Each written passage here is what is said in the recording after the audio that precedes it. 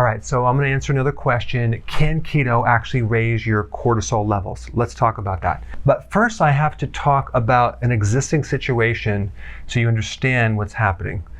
Most people, when they're not on keto, have a condition called insulin resistance. And what's happening is the body is creating insulin resistance as a way to compensate for the excess carb or sugar in the diet. It's protecting itself against the excess.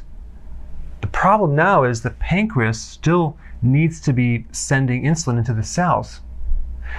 But because you have resistance, it has to then pump out more insulin. And this right here is rarely tested when you go to the doctors. They measure the blood glucose levels, but they don't measure the fasting insulin levels, okay, in the blood. So what's happening is like this is compensating. So now, when you go on keto and you eat less sugar, what's going to happen is you're going to take a layer of this problem away. But it's not instantly going to cure insulin resistance. That's going to take some time. So you're still going to have insulin resistance, which means you're still going to have a bit of higher insulin until you fully adjust. What that means is that if you have higher insulin, it's going to push your blood sugars on the lower side. So cortisol has many functions. One is the protection against hypoglycemia or low blood sugar.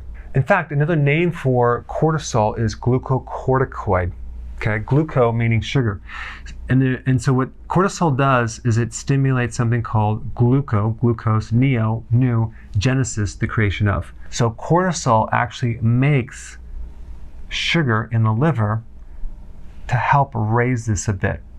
But realize that it can make it from protein and fat. So that's what it's doing. Now, is it a bad thing? No, it's not. It's just a part of the normal process of cortisol. This is going to actually get better and better and better if you stay on keto, because your sugars will come down, because this is going to heal. Why? Because you no longer have the need to resist that receptor, because there's not significant amounts of carbs and there's really no sugar in the system to do that. So this is going to heal. You're going to get better. This is going to come down to the point where it's eventually normal, and then this doesn't have to overcompensate.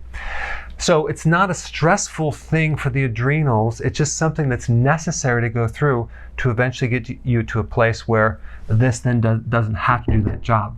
All right, so you don't have to be concerned about your adrenals. You want to do healthy keto. You want to do intermittent fasting, and realize that this is just a normal process that happens.